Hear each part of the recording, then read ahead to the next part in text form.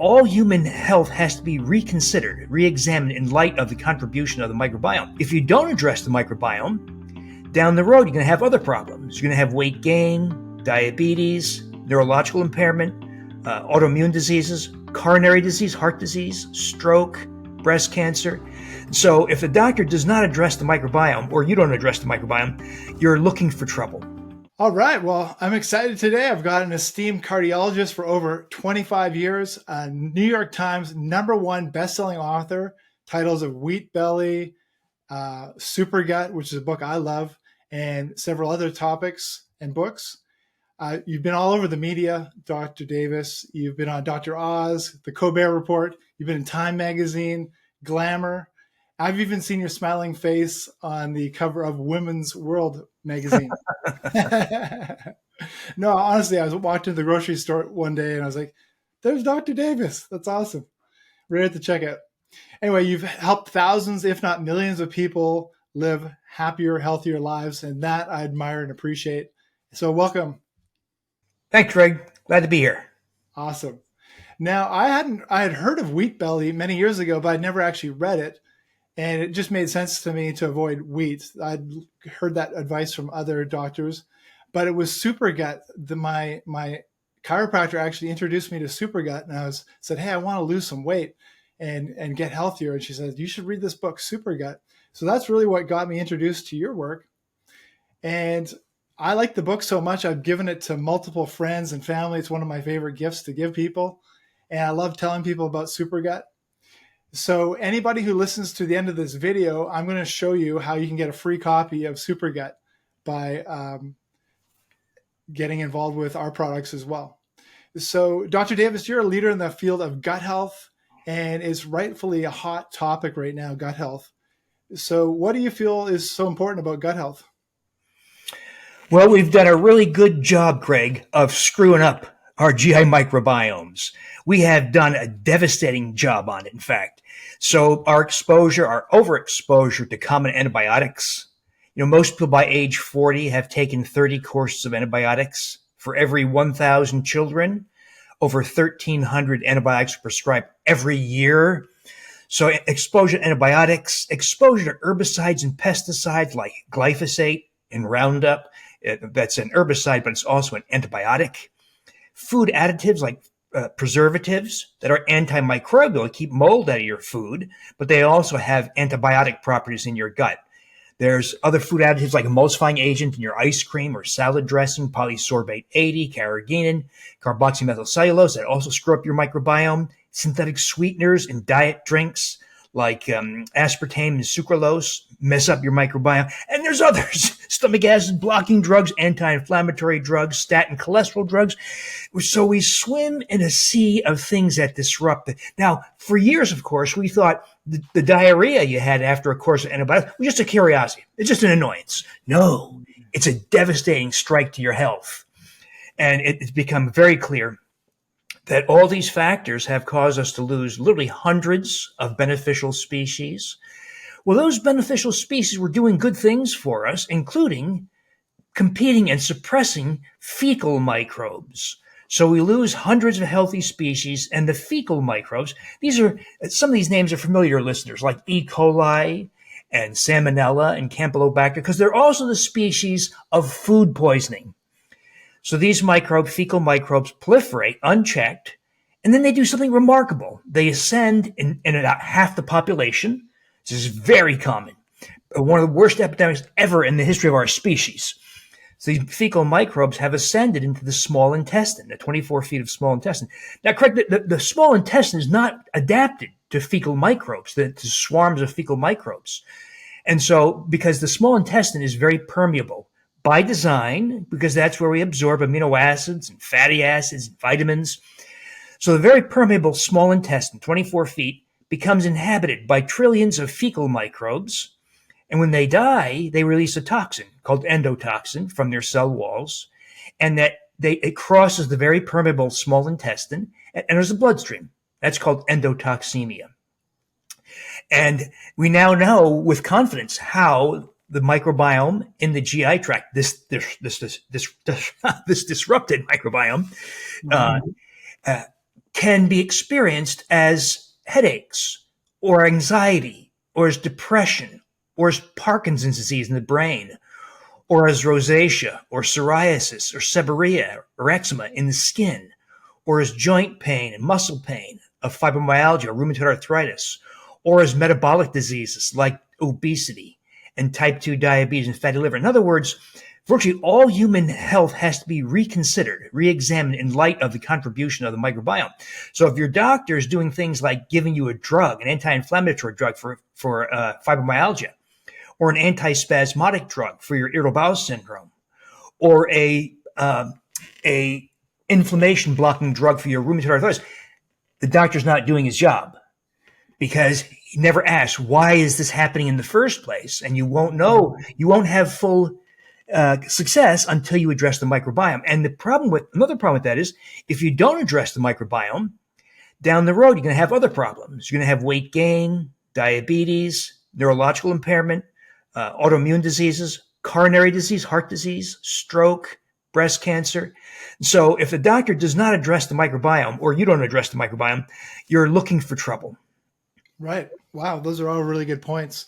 And I actually learned about my gut years and years ago. I took tetracycline in high school for acne, and I took it for about 18 months, which was longer than they recommended, the doctor recommended. But even the 6-month course, I'm sure would have been more than enough to mess me up.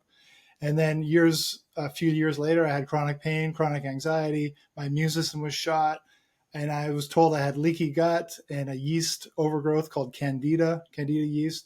I don't even know if they knew how to test for bacterial in the small intestine. Now that's called SIBO, right? And there's SIFO. I think what I was diagnosed with SIFO, and there's obviously leaky gut.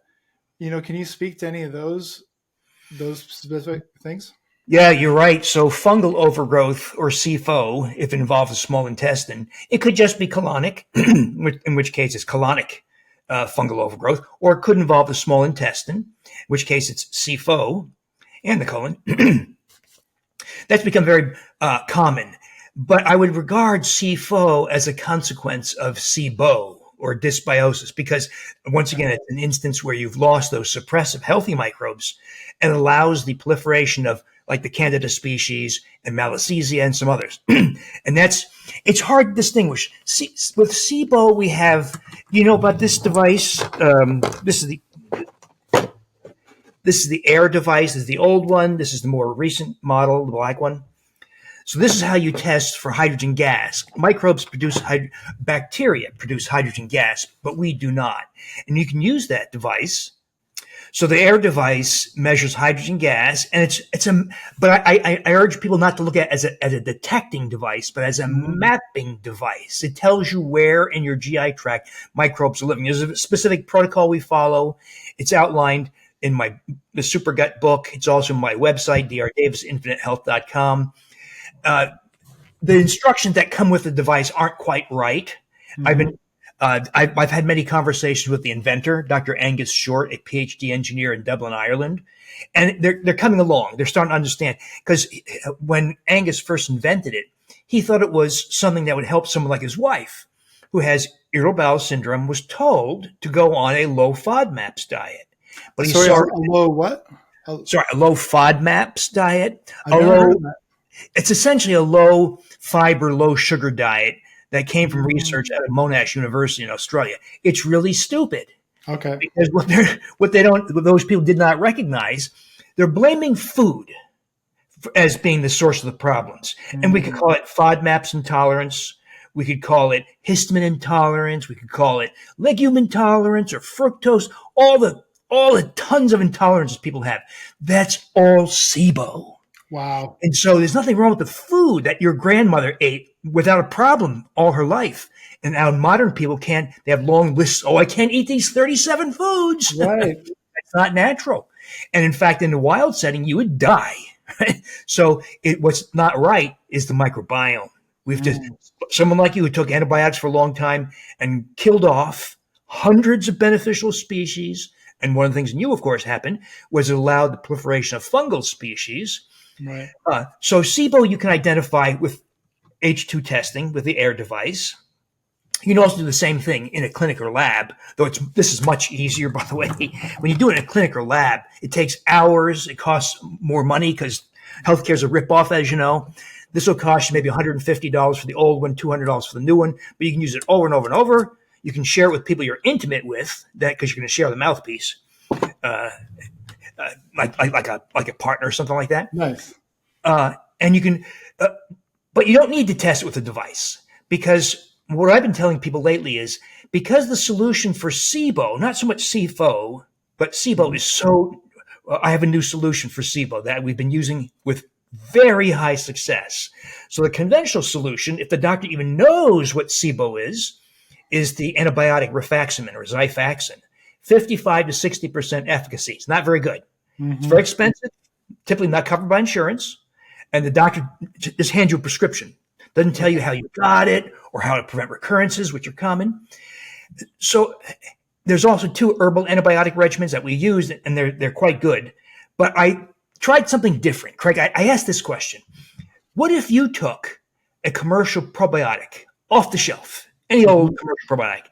Will your SIBO go away? 30 feet of microbes? No. It might reduce bloating or have some other modest benefits, but it won't get rid of it. So I asked this question. What if we chose microbes that are known to colonize the small intestine? That's where SIBO is. That's where the battle is.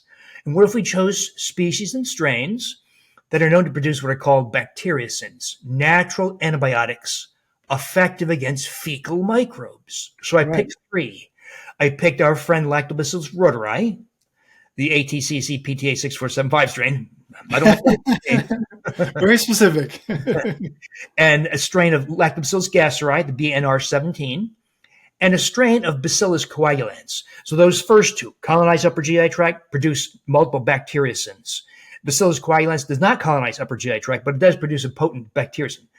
I use extended fermentation, as you know, because the longer you ferment, the more microbes you get up to a point. And I tested 36. We did something called flow cytometry on the yogurts. It doesn't have to be yogurt, but yogurt is very friendly to ferment, as you know. And at 36 hours, we get something like 300 billion microbes per half cup serving. Wow. So you really, because the higher the count, the better, the more biological effect you have.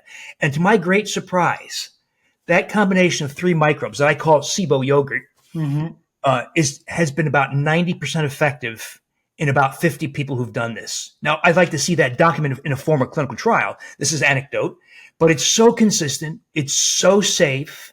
And if the solution was something dramatic or catastrophic, like remove part of your intestines, well, we better be damn sure that's necessary, right? And we should be really confident of the diagnosis. But what if the solution could be something that looks and smells like yogurt? So I tell people, if you think you have SIBO, because you have some of what I call telltale signs, like a lot of bloating, gas, and diarrhea, like IBS symptoms, or you see undigested fat in the toilet, it's very common, or you have a food intolerance, or you have conditions that are virtually synonymous with SIBO, like fibromyalgia, irritable bowel syndrome, ulcerative colitis, Crohn's disease, a neurodegenerative disorder, an autoimmune. I think it's okay to just say, you know what? I'm pretty sure, or a history like yours where you took antibiotics for an extended period, because the solution is so benign, just having the suspicion, I think, is sufficient to make this yogurt and do it for a minimum of 4 weeks, and then continue it intermittently thereafter because there's such a high recurrence rate. But what we're really doing, I kind of regret calling it SIBO yogurt because it makes it seem like it's only useful for SIBO. It's not. What we're really doing is restoring lost keystone species you should have had from your mom when you passed through the birth canal or when you breastfed or contact with your mom, and it should have been there for a lifetime, but you lost it because exposure to all those things we talked about. But so far, this SIBO yogurt has performed far beyond my expectations. Yeah, it's an amazing product. I've made SIBO yogurt here. We use it in my family for a few weeks. And then actually, I have a friend who was lactose intolerant. He could not handle any kind of dairy. I got him a yogurt maker. I got him your book. And within, I believe, 2 weeks, he could handle dairy again. It was just phenomenal kind of results with that. And one of the star players in your SIBO yogurt is reuteri. a reuteri. And I know one of the things it does is it stimulates oxytocin. And I think that's really exciting on its own. Do you want to speak to that? Yeah, I'm with you. It's one of the most interesting aspects of restoring this lost microbe. So if we believe the animal evidence, we're trying to corroborate. We're having a little hard time with what's called the oxytocin ELISA, the enzyme linked immunosorbent assay. So we still have some ongoing human work going on. But if we believe the animal evidence, and there's three separate trials, three separate groups that have proven that at least the 6475 strain of reuteri provokes release of oxytocin from the brain via the vagus nerve. So reuteri takes up residence in the GI tract, entire length of the GI tract, and via the myenteric nervous system, the nervous system of the GI tract, it sends a signal to the vagus nerve that goes up through the chest, through the neck, up to the brain, and it provokes release of oxytocin. And to everyone's surprise, we all thought oxytocin was this ho-hum, boring hormone that you give to pregnant moms to provoke uterine contraction for delivery, pitocin or oxytocin. Mm-hmm. And it's proven to be the hormone of so many effects on humans. So among the effects, oxytocin people sometimes recognize as a hormone of love and empathy. There's a surge in affection and love for people around you, a desire for human connection, generosity, acceptance of other people's opinions. People are happier. Think about this, Craig. This is happening. So it's a microbe we've almost all lost at a time pre-pandemic of record social isolation. It's worse now, post-pandemic, record divorce, record suicide. Between 2005 and 2015, there was a 35% increase in suicide in the U.S., higher now with pandemic struggles. And then also the rise of narcissistic behavior. The psychological community has been tracking the measures of narcissism since 1960s. And there's been a sharp rise in narcissistic behavior. Questions like this: I am a very important person in this world. True or false? 1963, 12% of people said, yes, I am. Now it's worth 82%. Now, can we blame the loss of reuteri and thereby oxytocin for these effects? I think at least some, because what happens when, as you probably experienced, when we replace reuteri, people are nicer, they're friendlier, they introduce themselves to strangers in line for coffee at Starbucks. It changes human social behavior, social anxiety. A lot of people have social anxiety, being anxious about going to an office party or a neighborhood party. What are people going to think about me? That kind of stuff goes away, or it's at least reduced. But then there's all these body composition effects also.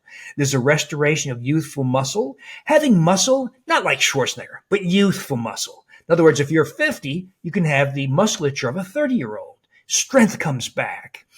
Waist shrinks. Your waist shrinks dramatically.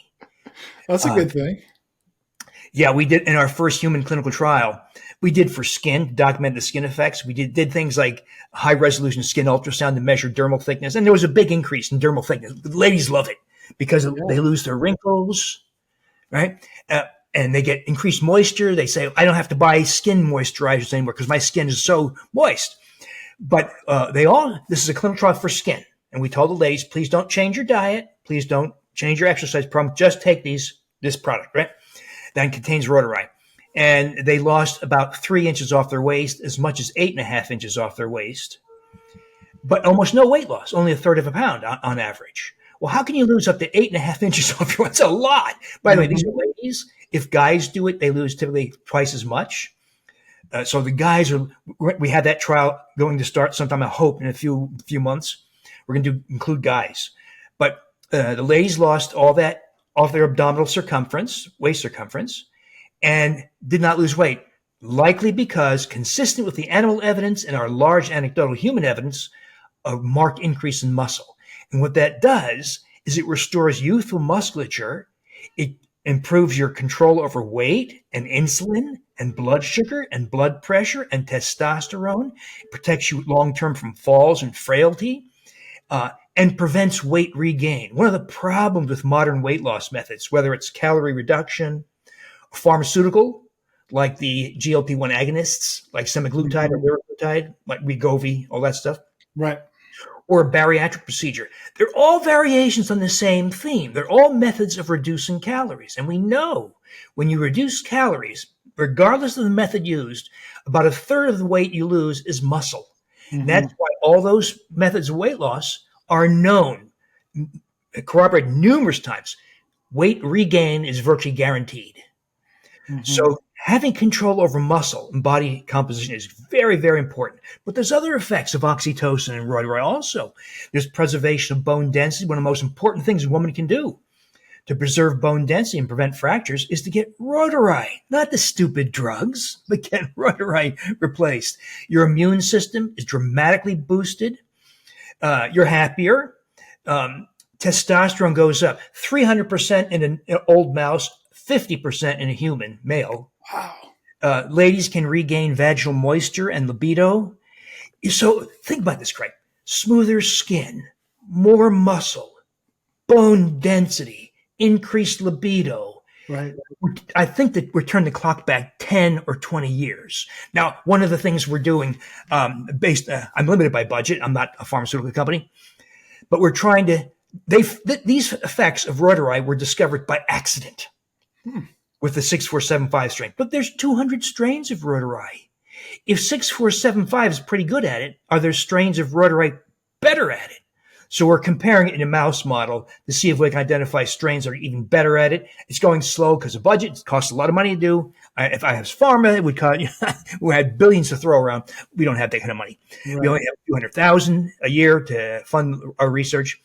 But in future, what I hope to say, hey, great, let's ferment this strain of reuteri. It's even twice as more effective. Right now, the 6475 is very effective. That's amazing. And just to speak to oxytocin, like we did use SIBO yogurt for several weeks, and then I was reading about oxytocin, and oxytocin is actually the only, there's four major ones. There's dopamine, serotonin. What's the fourth one, Bill, that are known as like happy or love? Like oxytocin is known for feelings of love and empathy. Serotonin obviously is about happiness. Dopamine. You thinking of GABA? Maybe. No, actually, I'm not sure the fourth. Sorry, I shouldn't even mention that. But anyway, oxytocin is actually a peptide, and I've been doing a lot of research on peptides, and I've actually used some peptides, which are small amino chains, and you can actually take oxytocin intranasally and like make a spray and try it. And I've done that, and you can feel a profound change with the boost in oxytocin. The problem being it's very short-lived, and that's why I think that having the L-reuteri turn your body into this generation of so it's just making and producing lots of oxytocin is just an amazing thing. And that's why exclusively that's all we make now, and we're consuming that every day. And then just speaking to neurochemicals, I actually have a quote here from the American Psychological Association. And they have right on their website, they say gut bacteria produce hundreds of neurochemicals that the brain uses to regulate basic mental processes. And they go on to say that gut bacteria manufacture about 95% of the body's supply of serotonin, which influences mood. And that's right from the American Psychological Association. I think the future of putting the gut-brain axis to work to manage all kinds of mental illness, whether it's depression or anxiety, maybe even bipolar disorder and schizophrenia. This is all, I think we're not that far from a time where we can say things like, if you have depression, get these, 3, 4, 5, 6 microbes. Mm-hmm. If you have schizophrenia, we can reduce maybe some of the paranoid ideation and the hallucinations by getting these microbes. So that's advancing very quickly. And it's also highlighting how silly the pharmaceutical model is in addressing disease. They don't address disease. They address some phenomenon associated with the disease. And they don't, so let's say they treat you with an anti-inflammatory drug for your fibromyalgia or your irritable bowel syndrome, but fail to address, in both those cases, the SIBO that's causing it. That leaves you exposed to future diverticular disease, colon cancer, metabolic diseases like coronary disease, heart disease, type 2 diabetes, emotional issues, depression, anxiety, skin issues. In other words, the pharmaceutical model is deeply flawed. And by the way, the popularity of the current like the drugs like Wegovy and Ozempic, the so-called GLP-1 agonists, wildly overblown in their effects. You do lose weight, but you're guaranteed to regain it when you stop it, so that you have a choice. So a typical story would be a woman pays, say, $15,000 to lose 30 pounds, of which 10 pounds is lost muscle. Well, she does that over a year, can't afford it anymore. Most people can't do that forever.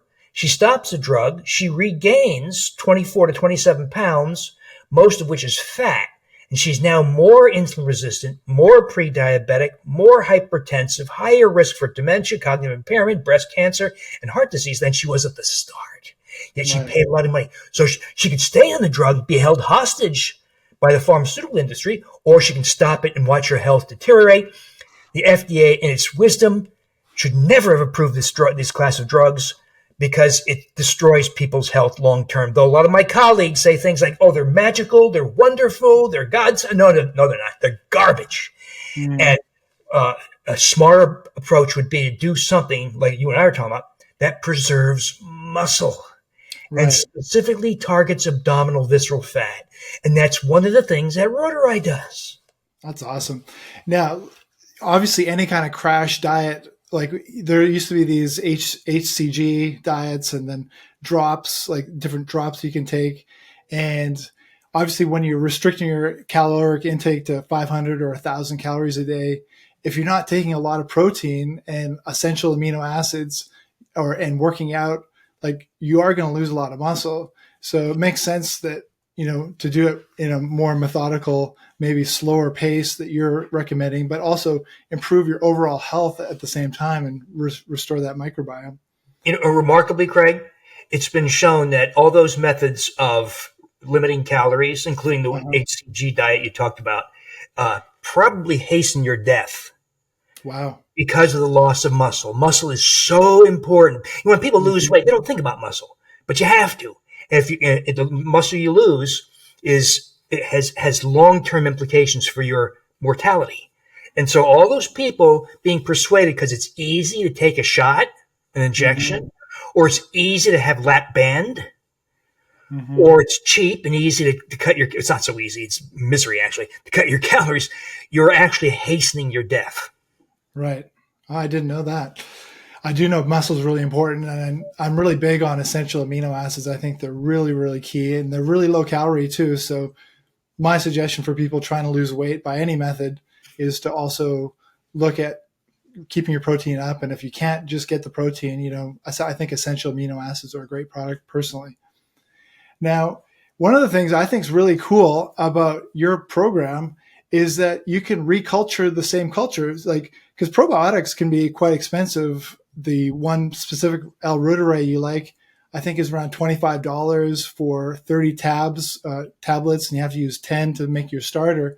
But from there, you can really, reproduce more and more, like just by using it as a starter, which I think is awesome. So I thought that was pretty clever, that you're not really stuck on using a starter or a probiotic every time for every batch. Isn't that great? It's like growing tomatoes in your backyard. At the end of the season, you save one of the tomatoes and you get the seeds out of it, and you don't have to buy seeds ever again. Unless it's been genetically modified, of course. But same thing with our fermented yogurts. Once you buy it, you've got it forever, as long as you keep it going. Now, why is it, do you feel, that store-bought yogurts, if you walk into the grocery store, there's a lot of yogurts on the shelf. Why wouldn't someone just pick that up, or kefir, and just call it a day? They use ho-hum, boring microbes like Lactobacillus bulgaricus and Streptococcus thermophilus. Of course, no one ever says, I ate some store-bought yogurt and it changed my life. Right. It doesn't happen. So they pick very boring species and strains.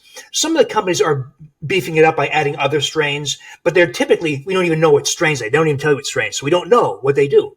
The other thing is commercial fermentation is typically 6 hours. So let's take reuteri. Reuteri doubles about every 3 hours at human body temperature. So we do it for 36 hours, 12 doublings, and that's how we get those hundreds and hundreds of billions. If we were to ferment for only 6 hours, we get very, so it's, to illustrate, I tell people about the kids' riddle. They might likely heard when they were kids. Which would you rather have? $1 million or a penny that doubles every day for 30 days? And kids always say $1 million, Mm-hmm. not recognizing that that penny ends up being $5.5 million. But if you look at the curve of increase in money, you'll see that the really big numbers don't occur until day 27. Mm-hmm. Well, same thing with with the reuteri or other microbes. The real increase in numbers don't occur till hour 30. So if you're fermenting for 6 hours or 12 hours, you're getting nothing. So you have to go for the 12 doublings. It varies with different microbes. Like Lactobacillus plantarum is a really interesting microbe. That may go faster, may double every 12 hours. So you can probably go 24 to 30 hours and get really big numbers. So it varies with each microbe. But reuteri, 36 hours is how you get the big. Now, by the way, when we did flow cytometry at 48 hours or beyond 36 hours, you don't get any further increase, probably because of increased cell death. Mm. So more microbes dying at that point. So I picked 36 hours semi-arbitrarily. It turned out to be the right number, the Right. perfect number. Yeah, well, I just want to show people your book because I think it's awesome. The subtitle is a 4-week plan to reprogram your microbiome, restore health, and lose weight. I mean, and I believe it lives up to its name for sure. And I'm also a paying member of your Dr. Davis InfiniteHealth.com inner circle, and there's a wealth of information in there. You really go deep, and you have other people in the community that are all helping each other, trying to figure things out and do things better. And one of the things I found interesting is that you spoke to this earlier, but on page 228, you show how L-reuteri, basically you take a half cup serving up to 262 billion microbes. And one of the things we say with our ultimate probiotic yogurt maker is you can turn billions into trillions of live cultures or live microbes. So just to drive that home, if you take a quart, which is a batch is a quart usually, or roughly a liter for my Canadians up north. Anyway, that's 8 servings of this 262 billion, which is over 2 trillion live microbes. So it really is just amazing how much, like, the sheer orders of magnitude and volume that you're putting into your body and healing your gut is just incredible. And your listeners should be reminded that if they have a fermenting device like your yogurt maker, you can ferment reuteri and you can ferment other microbes too. And you can also, this is all listed in the Super Gut book, and that list is growing fast. If you want a specific effect, you can ferment that microbe. So, for instance, if you want faster recovery from strenuous exercise or heavy physical work, let's ferment. It's okay, Bill. Let's ferment Bacillus coagulans. Right. And you have faster recovery. By the way, Bacillus coagulans makes the most delicious yogurt you ever had. It surprised me. It's a spore-forming microbe, sometimes found in soil, yet it makes the most delicious yogurt. It tastes like heavy whipped cream. It's delicious. Mm-hmm. And that's one of the components of the SIBO yogurt. It's kind of optional in the SIBO yogurt, but if you include it, it makes it taste much better because the gastrite component is kind of sour, and the addition of the Bacillus coagulans makes it much more tasty. Or what if you want to improve your immune response and reduce stress? Let's ferment Lactobacillus casei. What if you want to have a healthier baby? Let's ferment Bifidobacterium infantis. It's more likely to sleep through the night, 50% fewer diaper changes, less likely to have asthma, type 1 diabetes, autoimmune diseases, better neurological maturation, and a higher IQ. Bifidobacterium infantis. In other words, you can order up the effect you want. And at some point, though, people say, all right, enough. I've got 5 different fermentations going. So at some point, I hope that there's some kind of a unifying strategy that merges, and we don't have to be fermenting all these microbes. But right now, no one has that worked out.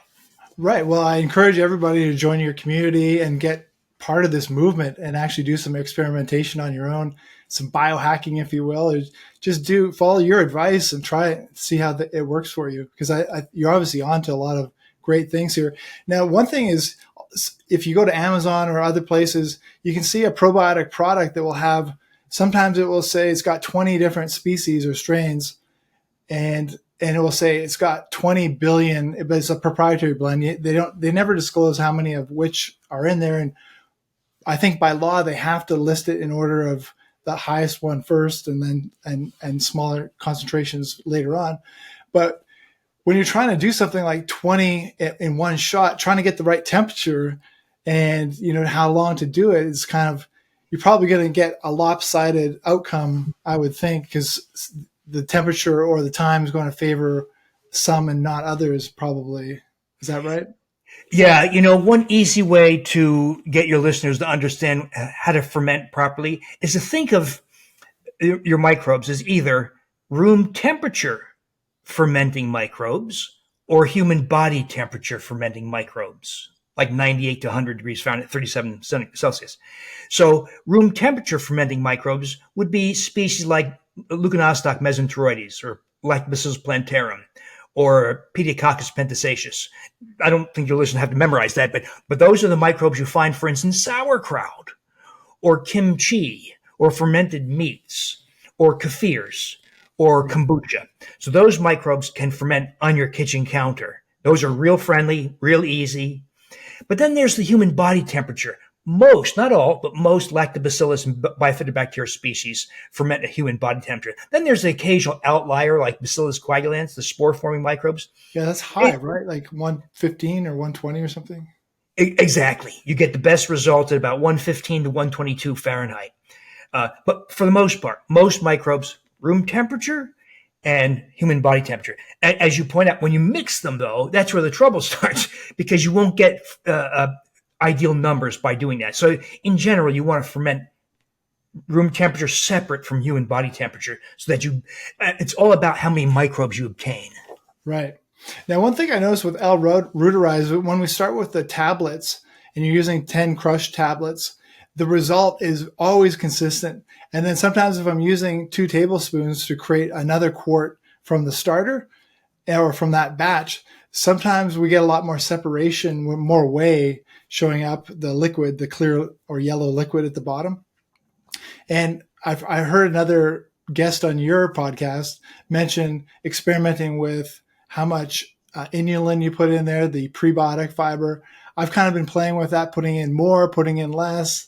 Do we have to go to 36 hours? Can we do 24 hours? I'm still trying to figure out that sweet spot myself, but do you have any insights on that? That's my friend Donna Schwank. She has a website called Cultured Food Life, and she's a mom and a wife, and she's not a scientist, but she's very good, very observant person. And that's the observation she's made, that if you're getting a lot of the first batch is often separated. We call it the first batch. It's subsequent batches that tend to be thicker and uniform. But Donna has noted that if you continue to use a full two tablespoons of the prebiotic fiber like inulin, that's where you encourage separation further down in subsequent batches. So she says cut it back to a tablespoon, and it's cut back on the separation for her. So I think that's true. I haven't tested it formally. And by the way, the reason we add a prebiotic fiber in the first place, it's like adding cow manure to your tomato patch. You get bigger, better tomatoes. So and you get a better end result. It's thicker and richer in general. Right. That's cool. So I just want to encourage people who are listening here to check out Dr. Davis, infinitehealth.com. You have a blog in there. You have a great inner circle that's, I don't know, maybe $15, $20 a month. It's ridiculously affordable. And I really want to encourage everybody to read this book. I think it's an amazing book. It will change your life. It will change the lives of people you know. It makes a great gift. And everybody I've given this to really appreciates it.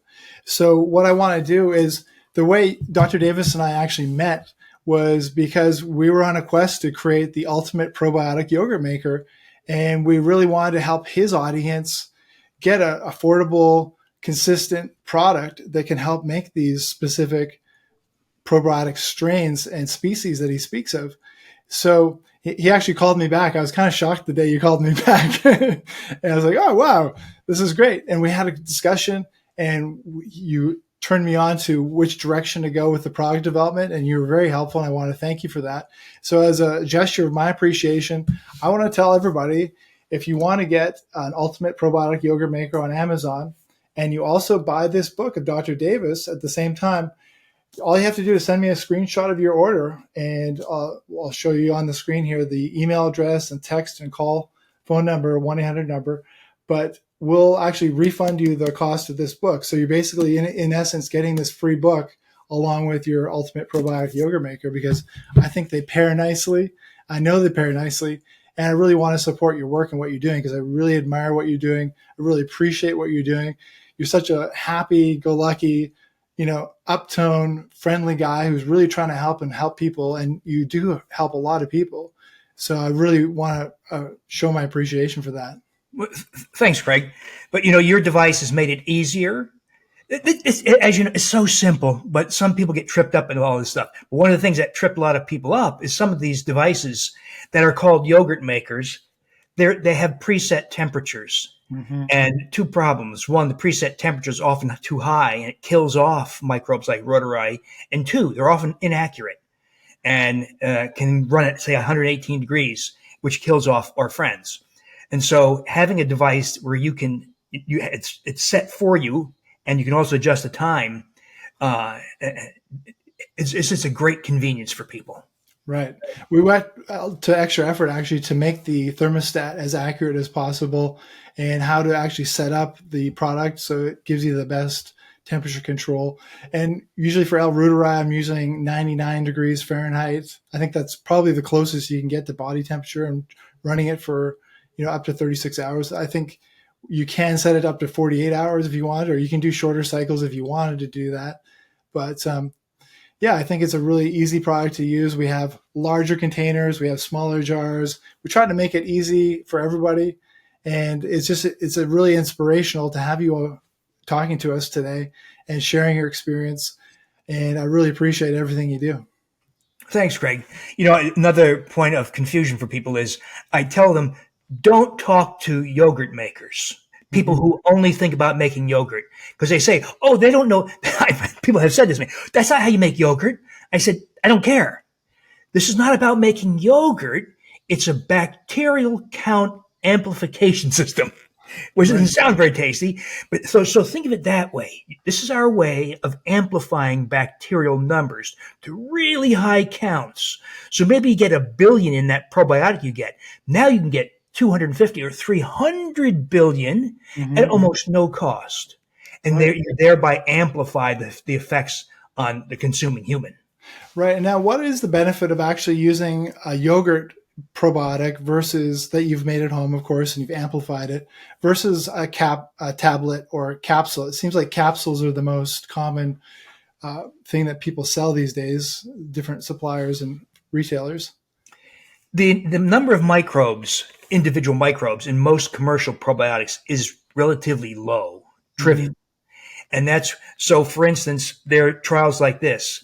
We're going to give people placebo, 1 billion or 10 billion. And 1 billion does almost nothing. 10 billion starts the effect. And more like 100 billion to 1 trillion is where you start to get really big effects. And so what you're doing with your fermentation is you're increasing. So when we ferment reuteri, for instance, we start with about 1 billion, and you end up with a 300-fold increase in numbers. So that's the advantage. Big, big, big numbers. See, if you tried to get 300 billion of reuteri in a capsule, you'd probably have to take several capsules for it. Right. But also probably cost you about $500 a month. Wow. Because I talked to the manufacturers, and they charge a lot of money for these things. Sometimes something like $2,500 per kilogram. Right. And so it would be cost prohibitive. That's why doing it just with your yogurt, or we should mention, of course, it doesn't have to be dairy. It could be coconut milk. It could be hummus. I like fermenting juices.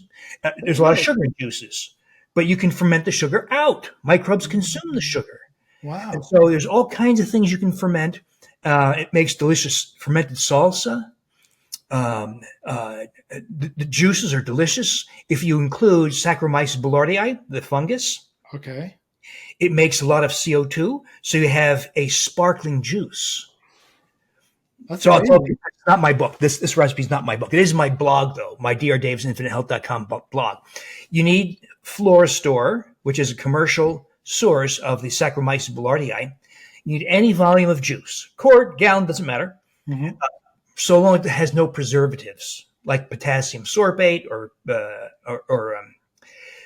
sodium citrate. Okay.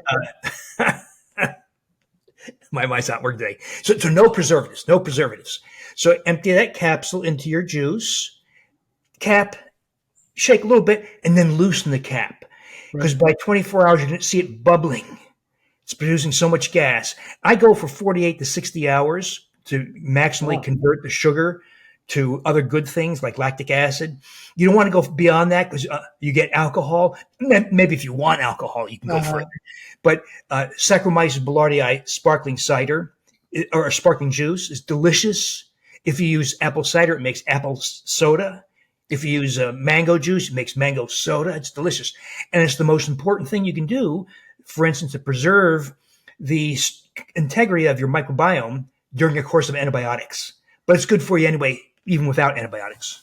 Wow. And I think that sounds like a great idea for children too, to get them really into the probiotic game. And Because it's a a lot room of them like temperature. juices and fizzy drinks and so on. So I really would just want to again tell people, check out this book on Amazon. I think it's really awesome. You'll love it. And then also you check out Dr. Davis, infinitehealth.com. I believe you have a store there where you can get the breath tester that you're showing. And then there's some products that you recommend people in terms of capsules for killing off the bad bacteria and bad fungus and so on. And then you have a link to our probiotic yogurt maker there as well. And then you can support Dr. Davis that way as well. So you've just got so much great stuff. Is there anything else that you want to mention or share? So this can overwhelm some people, but don't let it overwhelm you. Have fun with it. It's really very simple, but know that by having this kind of insight and strategies, you have spectacular control over your health. And of course, go to the doctor. He won't know anything about if you say, for instance, hey, I want a microbe to reduce my uric acid. I have hyperuricemia. It causes gout or kidney disease or adds to cardiovascular risk and risk for dementia. The doctor will say, I have a drug for you. Mm-hmm. You say, no, I want to know the microbes like Lactobacillus fermentum that reduces uric acid dramatically. The doctor won't know it because it's going to take probably a generation or two before the people in healthcare catch up to us. Right. So I don't know what I'm not going to wait. You're not going to wait. Let's do it now. And is it dangerous? No. Is it expensive? No. We don't have to talk about side effects, right, Craig?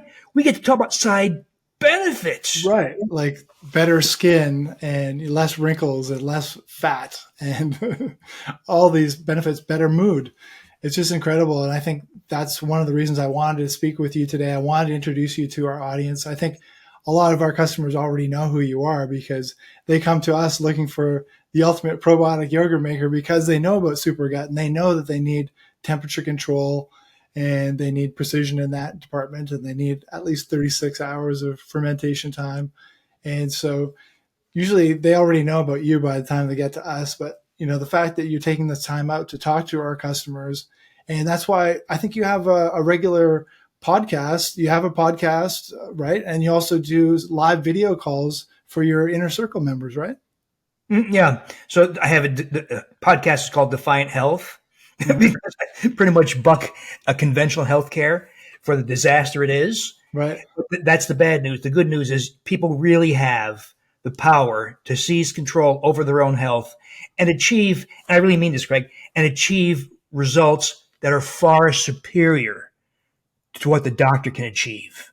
The doctor can't make you look 10, 20 years younger and restore muscle and increase your libido naturally and improve your immune. They can't do any of this stuff, but we can. So what we do is not second best. It's dramatically superior. Yeah, I love it. And thanks again for making time for us today, Dr. Davis. You have my full support. I'll continue to be a strong promoter of this book. And again, if you want a free copy, get the Ultimate Probiotic Yogurt Maker. We'll refund you the cost of your book.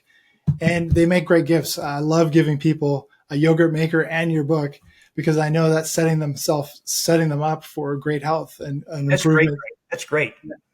Awesome. Well, thanks again, Dr. Davis. Thank you, really Craig. great connecting with you. Take care.